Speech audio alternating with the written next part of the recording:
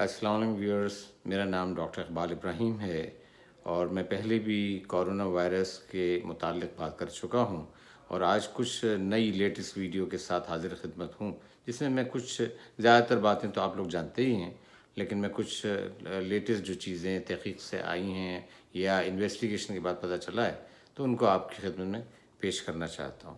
تو corona virus جو ہے اب تک کی جو انویسٹیگیشن ہوئی ہے اس کے مطابق یہ زیادہ کنٹیجس وائرس ہے۔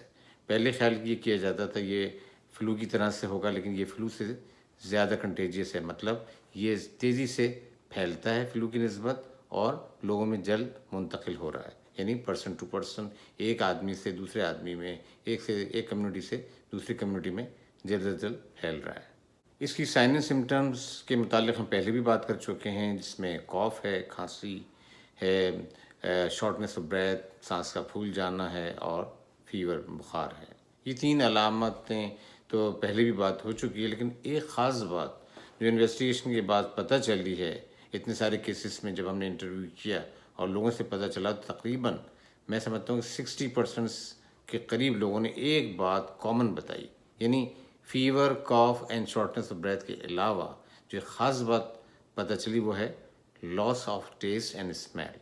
یعنی لوگوں نے یہ کہا کہ ہمیں جب ہم بیمار ہوئے، یعنی میں ان کیسز کے متعلق بات کر رہا ہوں جو پازیٹیو کووڈ-19 یا کورونا وائرس کیسز سے جو لیب سے ثابت ہوئے کہ یہ پازیٹیو ہیں، تو جب ان کا انٹرویو کیا گیا ان لوگوں کا، تو انہوں نے کہا کہ ہمیں کوئی اسمیل محسوس نہیں ہوئی، بالکل کوئی ٹیسٹ محسوس نہیں ہوا، بالکل ایسا تھا جو پہلے ہم نے کبھی ایسا کسی بیماری میں نہیں دیکھا۔ تو اب بات کریں گے کہ یہ کیسے پھیلتا ہے۔ ہم پہلے بھی بات کر چکے ہیں کہ کس طریقے سے پھیلتا ہے، کوئی نئی چیز نہیں، آپ سب لوگ جانتے ہیں اس بات کو کہ بھئی کسی نے آپ کے سامنے کھانس دیا، چھینکا، آپ بالکل کلوز رہے، 6 فیٹ کے فاصلے کے اندر 10 منٹ سے زیادہ آپ کا ایکسپوجر ہوا کسی کے ساتھ بھی، تو آپ ایکسپوز ہو سکتے ہیں۔ ہگنگ کے ذریعے آپ نے کسی ایسی سرفیس کو ٹچ کر لیا جہاں وائرس موجود ہے اور تو اس کو ٹچ کرنے سے بھی آپ متاثر ہو سکتے ہیں، آپ کو یہ مرض لاحق ہو سکتا ہے، یہ وائرس ٹرانسفر ہو سکتا ہے۔ لیکن ایک چیز جو ابھی تک کے کیسز انویسٹیگیٹ کرنے کے بعد جو خاص بات سامنے آئی ہے وہ یہ ہے کہ جب کووڈ-19 پازیٹیو رزلٹ کے مریضوں کو انٹرویو کیا گیا تو کئی لوگوں نے یہ کہا کہ ہمیں تو کوئی سمٹم ہی نہیں، نہ بخار ہوا، نہ کھانسی ہوئی، نہ شارٹنیس آف بریتھ ہوئی، بالکل کچھ ہمیں محسوس نہیں ہوا۔ تو بھئی کیا ہوا آپ کو؟ کچھ بھی نہیں، اور لیکن ان کا لیب رزلٹ پازیٹیو ہے، جو یہ بتاتا ہے کہ بھئی یہ کیسز ہیں، کووڈ-19 یا کورونا وائرس کے پازیٹیو کنفرم کیسز ہیں، لیکن وہ اسمپٹومیٹک۔ اس کا مطلب کیا ہوا کہ ہمارے درمیان ایسے لوگ بھی موجود ہو سکتے ہیں جن میں کوئی علامات نہ ہو، کوئی سائنس سمٹم نہ ہو، لیکن وہ وائرس کو شیئر کر رہے ہیں،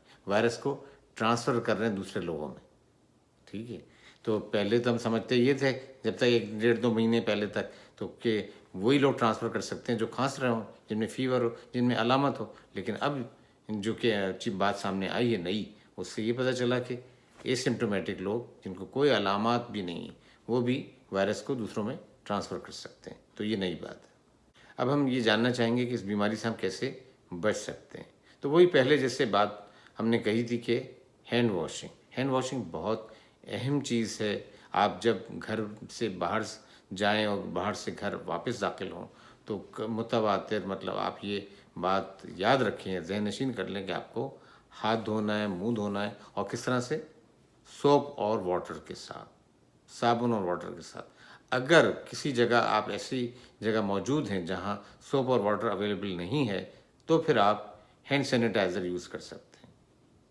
اس کے علاوہ کیا ہے کہ ظاہر بات ہے کہ لاک ڈاؤن ہو چکا ہے، تقریباً پوری دنیا متاثر ہو چکی اس سے، تو بہتر یہی ہے کہ آپ گھر میں رہیں، اپنے آپ کو گھر میں کنفائن کریں، زیادہ ملنا جلنا نہ کریں۔ لیکن ظاہر بات ہے کہ ہم کچھ چیزیں ایسی ہیں جن سے بچ بھی نہیں سکتے، جیسے گروسری ہے، گھر کے جو چیزیں ہیں وہ لینے جانا ہے، آپ کو بہت ساری چیزیں لینے جانا ہوتا ہے، گروسری جس میں مین چیز ہے، تو وہاں جائیں تو ماسک پہن کر جائیں، وہاں جائیں تو گلوز پہن کر جائیں، جن چیزوں کو ٹچ کریں تو گلوز آپ نے پہنے ہوں، تاکہ جب گھر میں واپس آئیں تو وہ گلوز جو ہیں اتار دیں اور وائرس ٹرانسفر نہ کر سکیں۔ اپنے شوز جو ہیں وہ باہر اتاریں.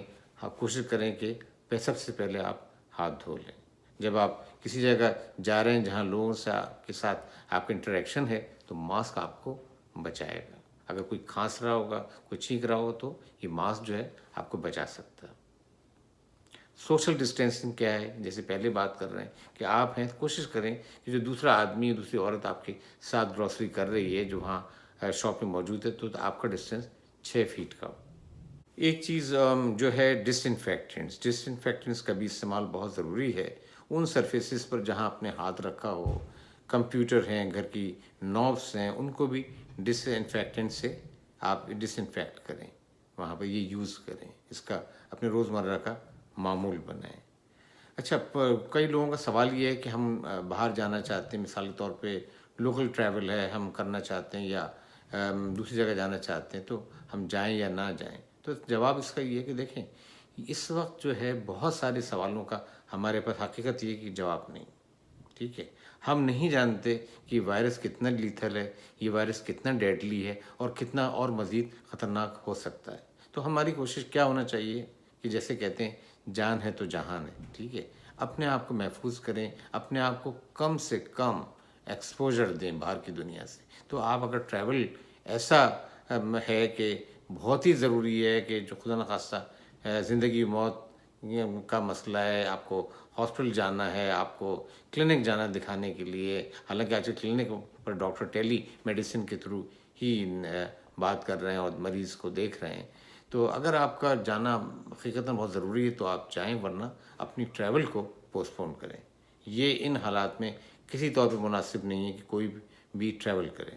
ٹیسٹ جو کووڈ-19 کے اویلیبل ہیں وہ ظاہر بات ہے کہ ان لوگوں کے لیے پہلے تھے جو سمپٹومیٹک تھے, جن میں علامات تھیں, لیکن اب موجودہ حالات میں ان لوگوں کے لیے بھی ٹیسٹ اویلیبل ہو گئے ہیں جو اسمپٹومیٹک ہیں. کیا ریزن ہے اس کا؟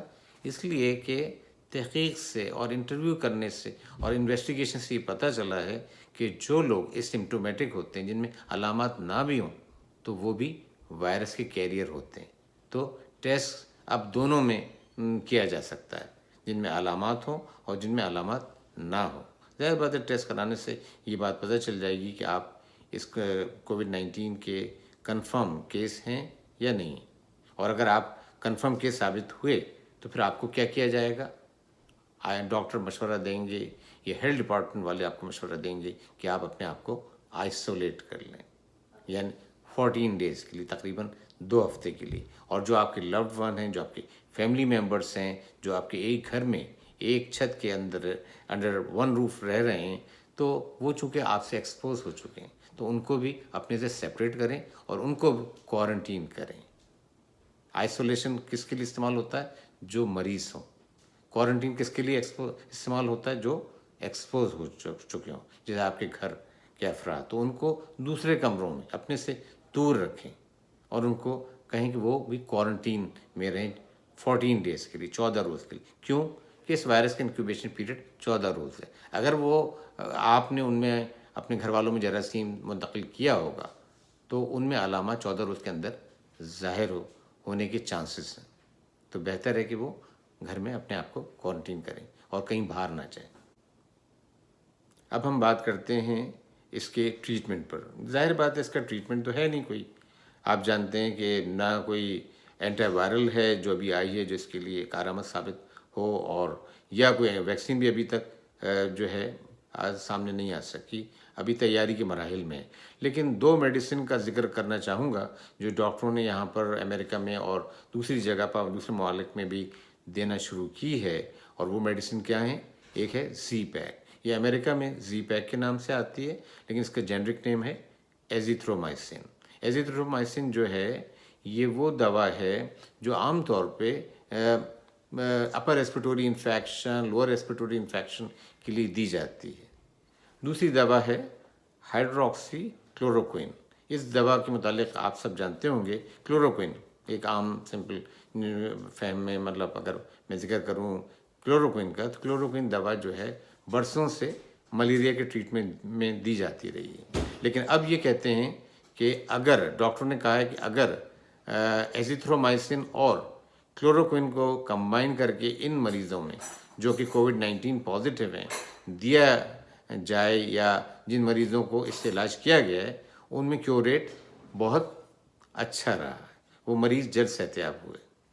کورونا وائرس کے متعلق ابھی ریسرچ جاری ہے اور ابھی کوئی چیز اوتھینٹک نہیں ہے اس کے متعلق کہنا، لیکن ابھی تک جو انٹرویو جو کیسز سامنے آئے ہیں ان کی بیسس پر یہ کہا جا سکتا ہے کہ جو ڈیتھ ہوئی ہیں 85% کے قریب جو ڈیتھ ہیں وہ ان لوگوں میں ہوئی ہیں جو 65 ایئرس سے ابو تھے اور جن میں پری ایگزسٹنگ میڈیکل کنڈیشن موجود تھی، جن میں 3 میڈیکل کنڈیشن قابل ذکر ہے۔ ایک ہے ڈائبٹیز، دوسری ہے ہارٹ ڈیزیز اور تیسری ہے لنگ ڈیزیز۔ تو ایسے لوگ جو 65 ایئر سے ابو تھے اور ان میں یہ تینوں میڈیکل کنڈیشن موجود تھیں، ان میں ڈیتھ ریشو زیادہ تھا۔